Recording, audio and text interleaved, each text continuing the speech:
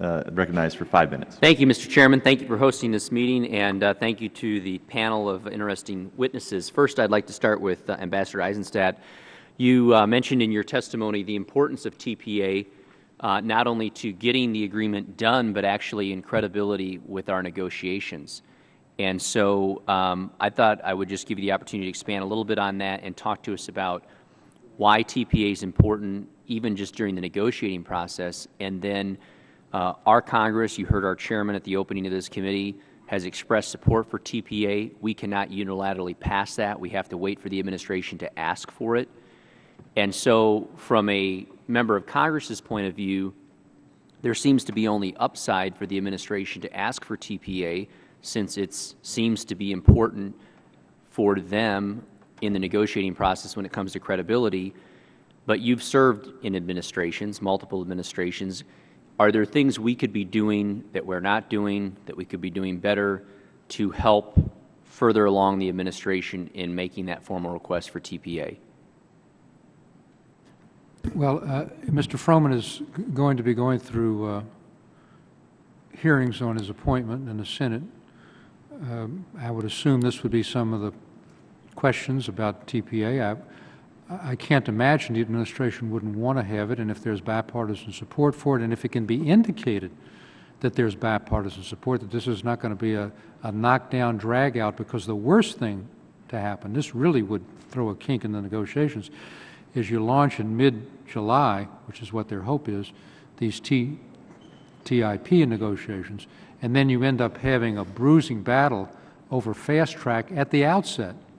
So I think they may want to get some momentum in the negotiations, but to the extent that the Congress can indicate that there's bipartisan support at the outset and that there won't be such a bruising battle, it gives them really a tailwind rather than a headwind. So I suspect that they're going to want some assurance that this will, in fact, be a bipartisan program and not one that ends up throwing, again, a curveball in the negotiations before they start. But I think what you're saying is certainly should be welcome to the ears of the administration.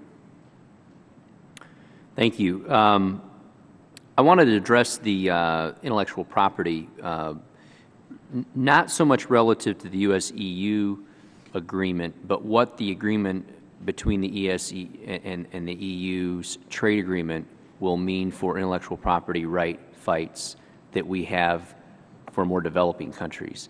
Most of the companies that do business in my district that are worried about their intellectual property being stepped on or stolen are not worried about a European Union country doing it.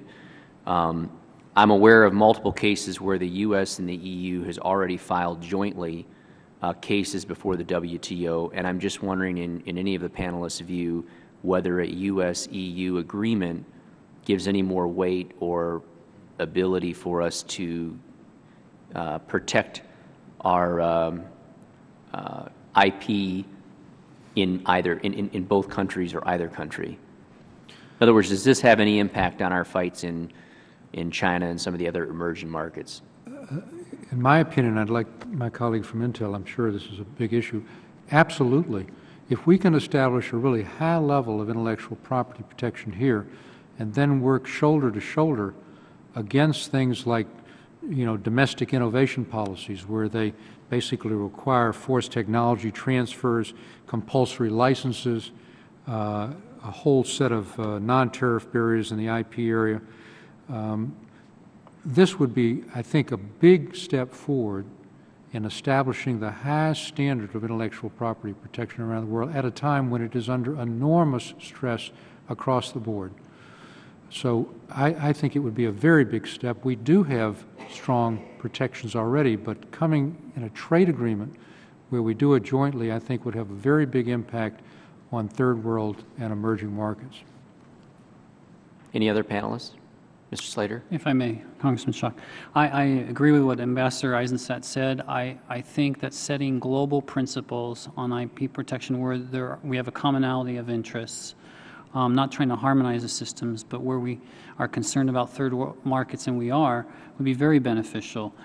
Every initiative that I know where we've succeeded in pushing back in China on one of their indigenous innovation policies, it was because we cooperated with the EU and usually Japan.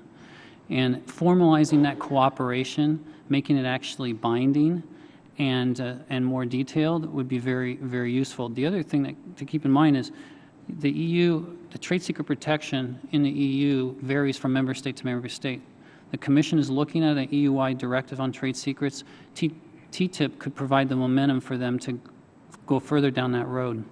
And that would help. It's hard to argue on trade secret protections if you yourself don't have the best standard in place. Well, I have more questions, but my time's expired. So thank you again for being here. Thank you, Mr. Chairman, for having this meeting. Thank you, Mr. Schock. Mr. Reicher's recognized for 5 minutes. Thank you, Mr. Chairman. I apologize for being late and missing